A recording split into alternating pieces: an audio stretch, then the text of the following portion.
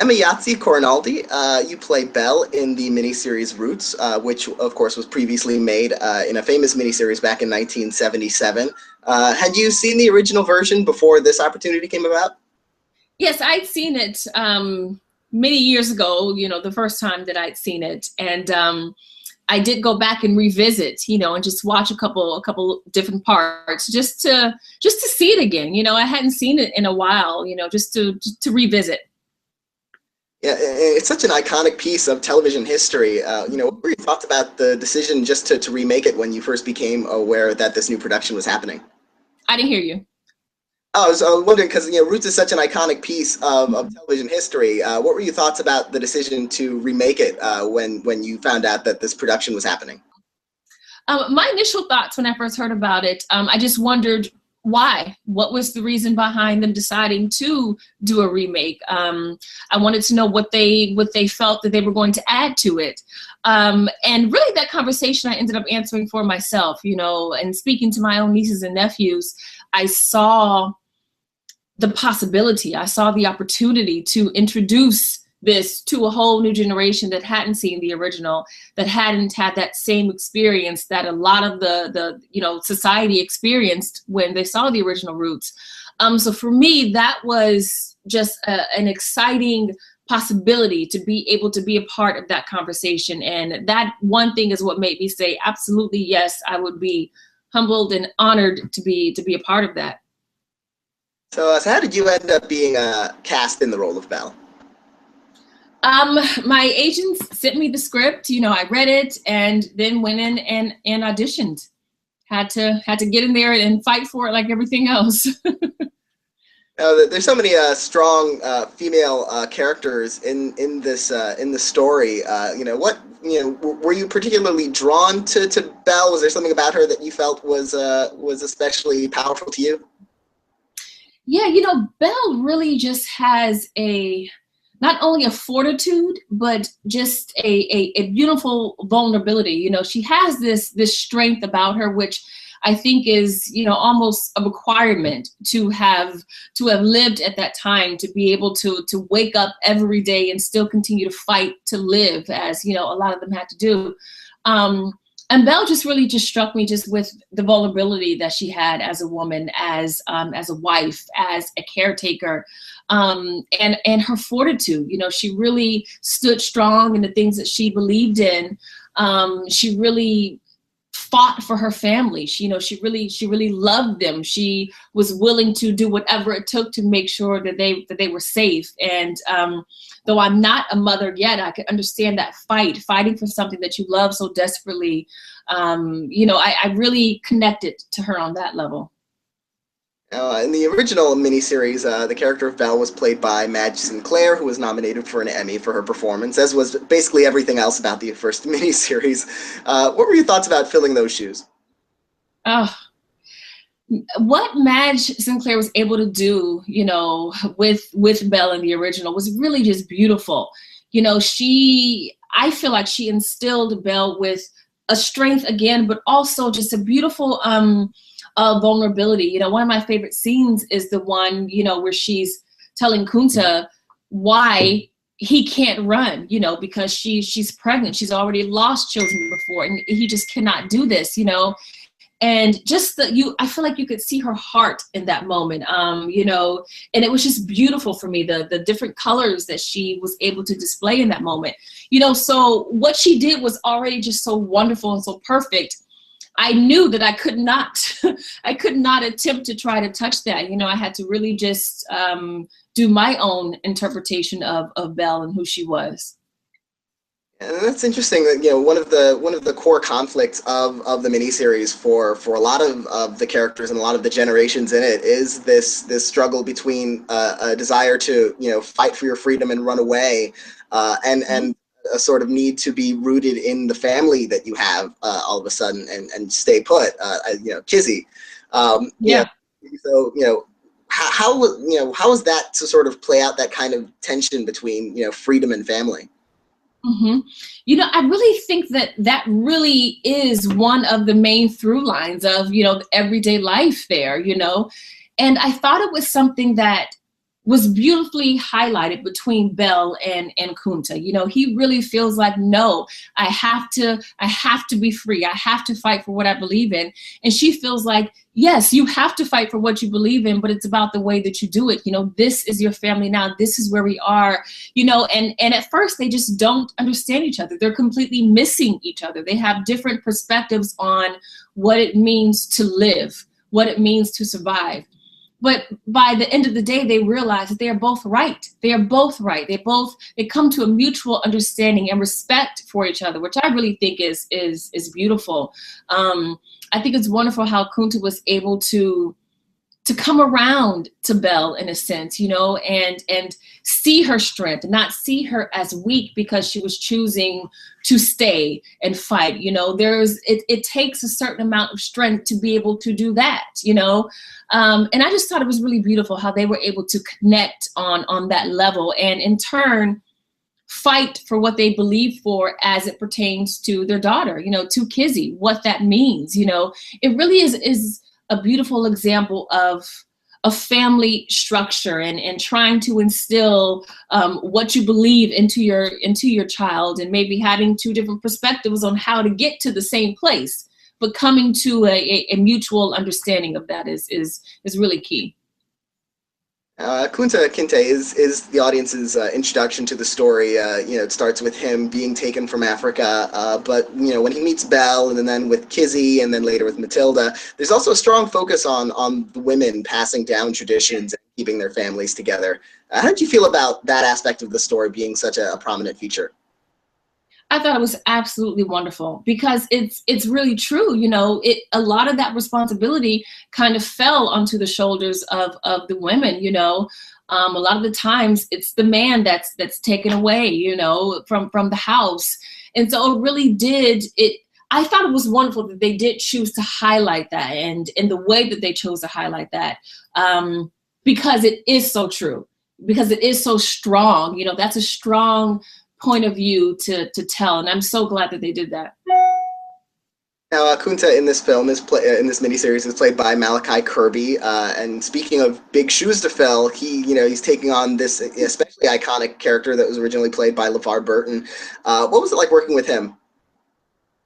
Wonderful, wonderful. Malachi is just such a kind soul. You know, he's very grounded, you know, very spiritual. And we were able to connect on a spiritual level from the first time we met, literally from when we first met in the table read. You know, I went up to him and I said, you know, I've been praying for you. I hadn't met you, but I knew that it was going to require a lot for you to be able to undertake this kind of role. And I've just been praying for you.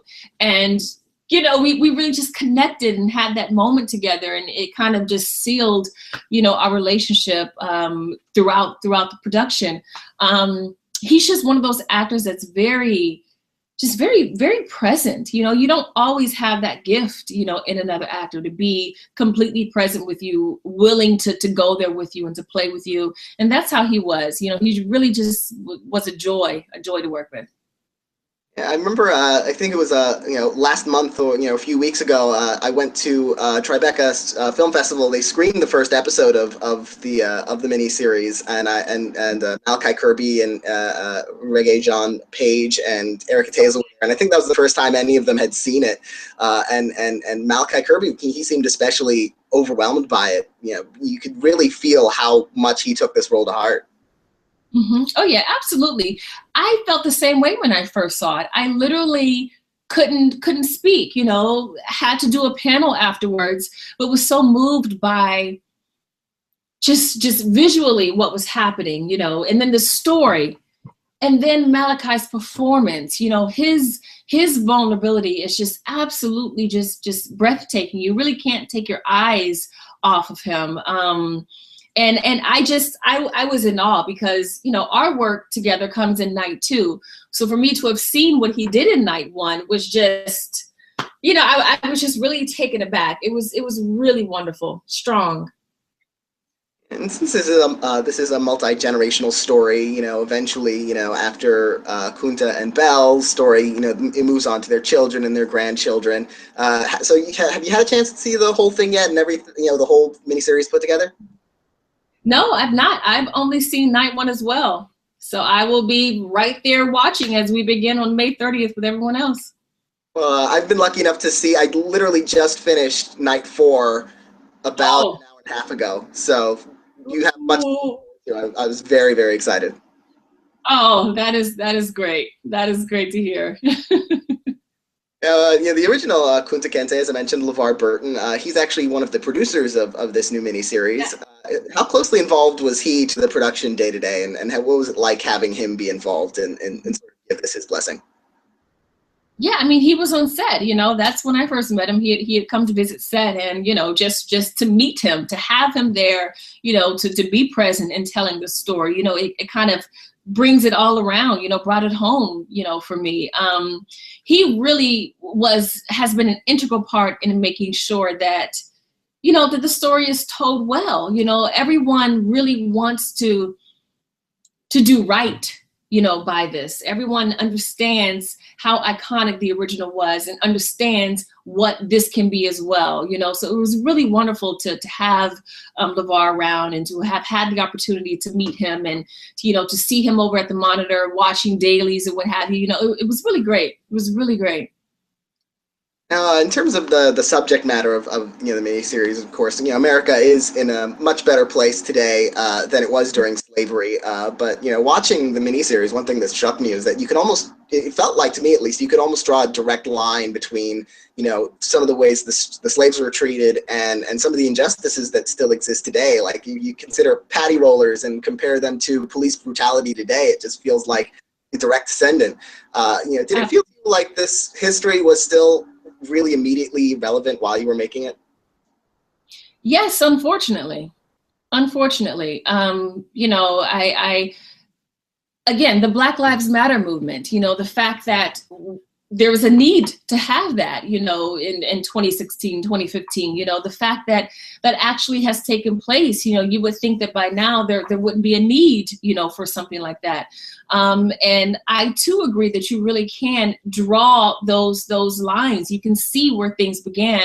And again, that's why it's important to me to have my nieces and nephews, to have this whole generation be able to witness this so that they can draw the parallels for themselves, to understand a bit more where this has come from, some of the beginnings of this have come from. That's important. That's one of the most important things for me that I would hope that they would gain an understanding of as a result of seeing this, because we have come a long way, but there has to be more room for understanding, more patience. And so I really do hope that they're able to see and draw those parallels for themselves, because they are still present.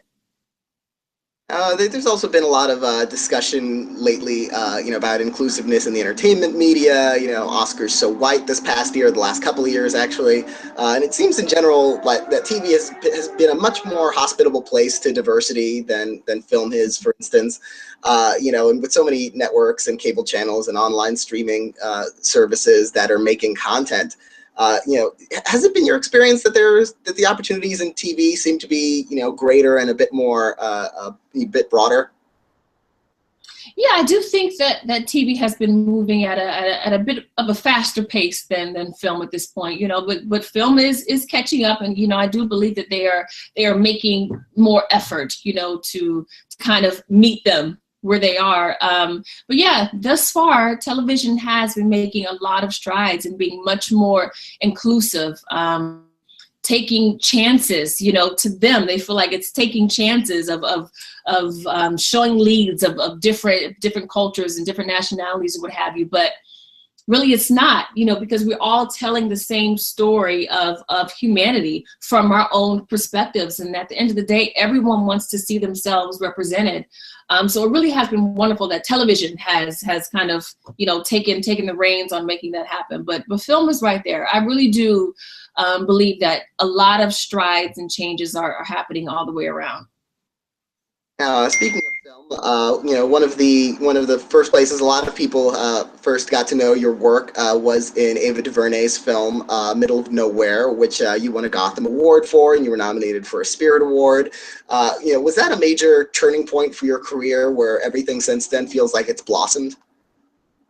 Yeah, it really was. Middle of Nowhere was just so well received, you know, and a lot of people did just appreciate, you know, the art that Ava had created, you know, and that all of us came together to help her to you know, visualize. I do believe that opened a lot of doors. You know, it put me on a different platform to where people were able to at least discover, you know, what it was I was able to do.